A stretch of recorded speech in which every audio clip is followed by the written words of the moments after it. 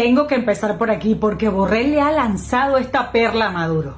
Maduro será presidente interino hasta que se produzca el momento en el que se debería proceder al relevo de presidencias. ¿Le dijo presidente interino? Maduro será presidente interino. ¡Qué fuerte!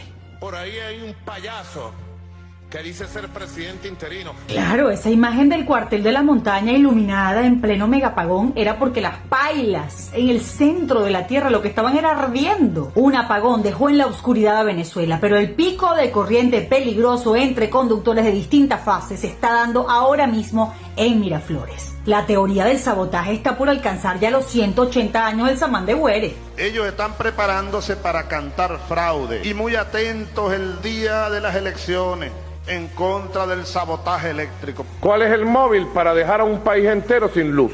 Pero también un mes antes de la elección, la Macumba ya le indicaba a Maduro que vendría una falla eléctrica. Preparando una ofensiva contra el sistema eléctrico. Todos sabemos que las instalaciones que podrían poner en peligro la seguridad de un país están bajo el resguardo de la Fuerza Armada. Pero es que hace 2 meses Maduro nos lo recordó también. General Padrino, jefe del ejército, ordenó un plan especial de patrullaje y vigilancia las 24 horas a todas las instalaciones vitales y populares del servicio eléctrico. Y esta misma semana Diosdado y Padrino insistieron en que siempre han tenido el control del sistema eléctrico.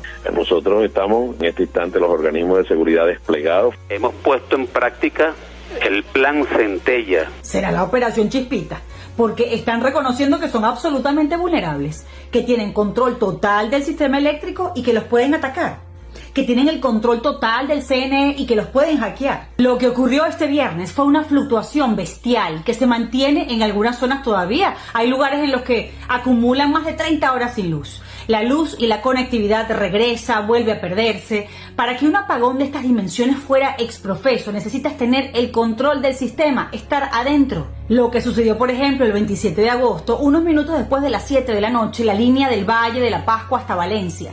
765 kilovoltios, desde San Jerónimo hasta La Arenosa. Pero como todo el sistema se opera en condiciones inseguras y de riesgo, afectó al menos 7 estados. No fue un ataque contra una torre, como dijo Diosdado. Fue una falla que provocó la salida de la línea. Fue un conductor de la línea. Si fue un rayo, la vegetación a la que no le has hecho mantenimiento, eso es lo de menos. Lo importante es que una falla en una línea la despejaron y no ocurrió en ese momento un apagón general como el de ayer. Hay mucho equipo que no está disponible. Esos bajones que podrían ocurrir no deberían ni sentirse. Un ingeniero me decía que estaba cenando con su esposa y se dio cuenta de inmediato que no lo pudieron amortiguar, aunque fuera una falla sencilla. Y es que el régimen ni siquiera dispone de repuestos. Este viernes hubo otra falla en otro equipo que no tiene relación con el episodio del 27 de agosto. Esta vez la protección que debe activarse contra cualquier falla del interruptor no funcionó. Múltiples equipos la detectaron y salieron del servicio. Se dio como una cascada y muchas contingencias a la vez. No fue un sabotaje, es mero deterioro, porque como vemos, los eventos se suceden en cualquiera de los picos, cuando hay mucha demanda a las 7 de la noche o cuando no la hay a las 4 de la madrugada. El apagón de este viernes afectó toda la generación de Guayana, el corazón de la generación, de la administración del sistema eléctrico venezolano. Por eso fue un apagón nacional, pero afectó toda la generación del país. El régimen de Maduro tiene 5.036 días ocultando la verdad sobre el sistema eléctrico. El 7 de marzo del 2019, ¿lo recuerdan? Aquel apagón. En ese año muchas contingencias ocurrieron. No fue un francotirador, ni el niño, ni la niña, ni la iguana, ni un rayo sideral. Fue el abandono de un punto del enlace entre 400 kilovoltios y 765 kilovoltios para sacar la generación de Guri. Estaban esos transformadores abusados, han excedido sus capacidades. Los sistemas de enfriamiento no están funcionando, no toman la prueba ni del aceite, no lo envían a laboratorios en Houston. Toda esa estructura y dinámica fue desmantelada y nadie les atiende el teléfono porque tienen deudas. Además, ellos están teniendo un severo problema para controlar los perfiles de voltaje en Venezuela. Tienen que desconectar muchas etapas del sistema para poder sobrevivir, operar en la noche, en la madrugada. ¿Saben qué es lo irónico? Que lo que mantiene la demanda ahora es el mismo sistema que se construyó antes que llegara Chávez. 80% de la demanda se atiende gracias a la Cuarta República. El régimen compró un montón de equipos. El monto supera más del doble de lo que costó construir el Guri, Planta Centro, Macagua, Tacoa, la inversión privada, pública y electrificar todo el país. Eso se fue en corrupción, en falta de mantenimiento, en sobreprecio, en despilfarro. Recién llegados en el 2001, año de la hidrología más baja del río Caroní, se nombró una comisión de expertos y Chávez lo hizo de hecho. Los ingenieros le advirtieron en privado que si no tomaban en cuenta las sugerencias, en el 2005 el sistema llegaría al límite y empezaría el racionamiento. ¿Sabían que esto iba a pasar? Chávez y Maduro también. Las reparaciones que debían hacer costaban 80 millones. La prioridad era el parque térmico de soporte para situaciones de falla hidrológica. En lugar de hacer eso, hicieron compras inútiles en aquella revolución energética en la que Fidel Castro les dio la solución mágica y se gastaron más de 500 millones. Todo lo que compraron con esos 500 millones lo habrán vendido como chatarra. De hecho, hay generales a quienes les llaman los generales chatarra, que hacen negocios con equipos eléctricos. Lo único que procede aquí, el único plan de contingencia que va a funcionar para Venezuela es un cambio de gobierno. El régimen recicla las ollas que quiere montar para perseguir a opositores y repite los mismos planes conspirativos que nadie cree. A esta hora muchos activistas y políticos, quienes están a resguardo o en la clandestinidad evitando ser secuestrados por el régimen, no tienen tiempo ni recursos ni son omnipresentes como para emprender estas irreales conspiraciones. Para un sabotaje necesitas conocer los puntos vulnerables del sistema, necesitas estar adentro. ¿Cuál es el rostro del sabotaje?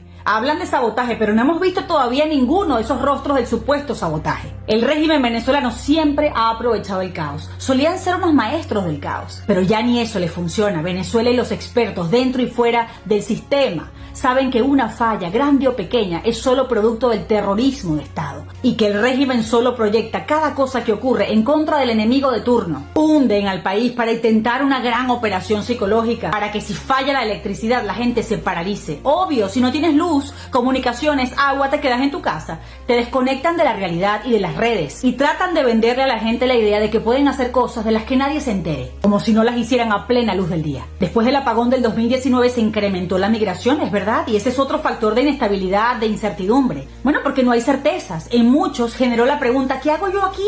En las zonas opositoras además racionaban, adrede. Quizás ahora solo estaban haciendo una prueba con el sistema y les salió muy mal. Miren, todas las teorías con este régimen son posibles. Y ni siquiera importa la causa, porque ellos antes explotaban la consecuencia. Siempre han tenido el plan de usar el terror como medio social y político. Usan cualquier arma, y esta es una. Afectan a su propia gente. El régimen siempre ha pagado ese alto costo y antes no les importaba. Pero con este 80% del país que los expulsó el 28 de julio, entre ellos su propia gente, ahora es Venezuela la que va a explotar las consecuencias de este nuevo apagón. En Venezuela ya tenemos demasiados años expuestos a estas tácticas de terror y el nivel de resiliencia es directamente proporcional a las ganas de ponernos paranoicos. El mismo régimen formó un venezolano capaz de que esto cada vez le afecte menos y lo empodere e irrite más. Todos estos años le han enseñado al venezolano a pensar, a calcular, a analizar y modelar su criterio, a actuar fuera de lo convencional.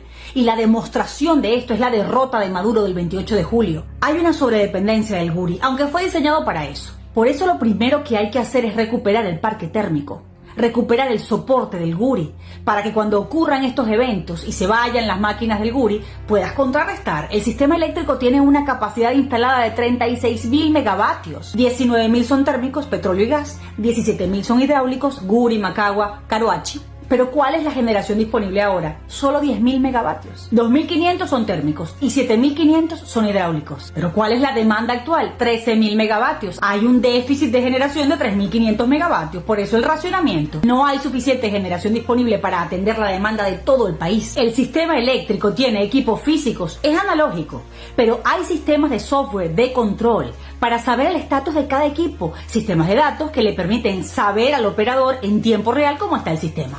La clave aquí es que tú no puedes acceder al software si no hay una autorización de password. Y eso te lo da el mismo propietario del equipamiento, que es Corpoelec. El único que puede intervenir el sistema de software es Corpoelec, porque eso está en sus propias instalaciones. El sabotaje tendría que venir desde las vísceras de Corpoelec. Las turbinas del Guri funcionan con el agua que cae. Las compuertas dejan pasar más o menos agua de acuerdo a la demanda.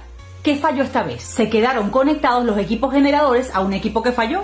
a una línea que falló. Para que no se dañe el equipo, se desconectan automáticamente, por eso hubo el apagón. Sale el Guri, 80% del suministro y el resto del sistema colapsó. La causa más grave de las fallas es la falta de mantenimiento, la poda, la pica de toda la vegetación de todo el sector eléctrico, montañas, caminos. Esa poda y esa pica debe estar al día y no está al día. Son demasiados detalles y puede además haber incendios en la época de sequía. ¿Qué pasó ahora? En los grupos de WhatsApp rodó este mensaje en el que se admite que presumiblemente pudo haber sido una descarga eléctrica. Porque sí puede caer un rayo sobre el cable de guarda, que va de torre a torre, que son los que suelen desviar un rayo para no afectar la línea. Pero pudo haber caído también sobre la línea, sobre uno de los varios conductores. Allí sí hay que sacar de servicio la línea. El equipo lo detecta inmediatamente, en 3 milisegundos. Estos son equipos perfectos si los manejas bien. Son fascinantes estos equipos. Por supuesto que este escenario también acaba con la teoría del saboteo. Esto iba a pasar porque no inviertes en mantenimiento, el monte crece en las torres, se prende una candela facilito.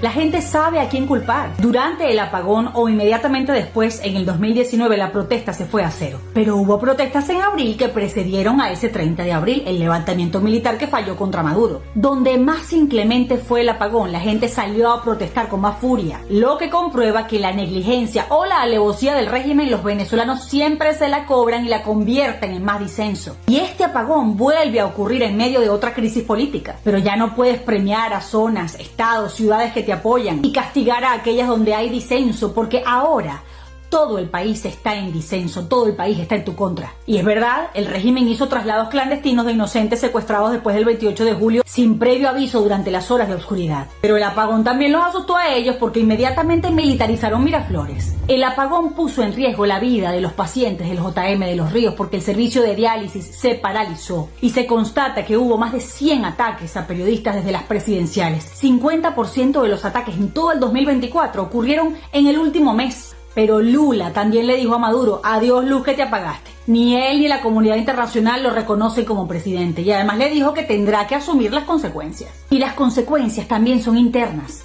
A esa apertura económica que unos días atrás trató de venderle Delcy Rodríguez a banqueros, a empresarios de seguros, también se le fue la luz. Este lapso de aquí a enero va a ser muy caótico para el régimen. El apagón de ayer solo le demuestra a enchufados, alacranes, Fede Cámaras, encuestadores que reaparecieron para impulsar la infeliz propuesta de que Venezuela se inspire en el modelo chino, donde haya negocios con el mundo pero silencio para el clamor por libertad y cese de la tortura. Este apagón les demuestra que con este nivel de aislamiento y de ilegitimidad, que se va a afianzar la próxima semana con las nuevas sanciones que van a venir, es insostenible la bonanza, aunque sea para un grupúsculo sin escrúpulos, que ayer por el apagón no pudo tuitear que Maduro ahora es libre mercado y estabilidad. Maduro solo puede ser caos, ruina, incluso para ellos. Maduro es como un circuito afectado que está dañando a todos los dispositivos eléctricos conectados a él. Porque al materializar el golpe de Estado, Maduro renunció sin pedirle permiso a estos cómplices a toda estabilidad financiera,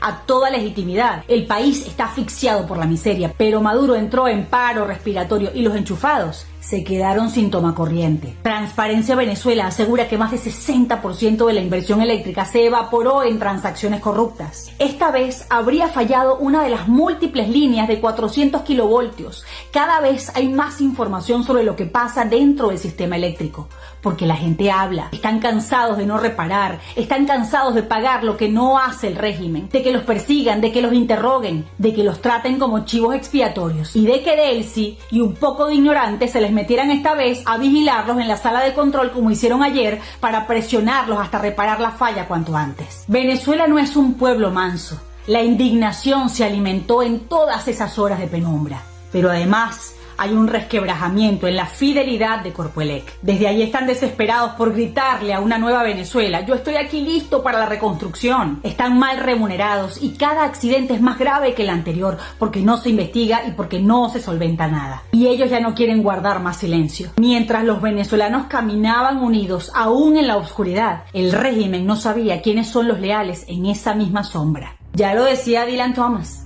no entres dócilmente en la noche. Enfurécete ante la muerte de la luz.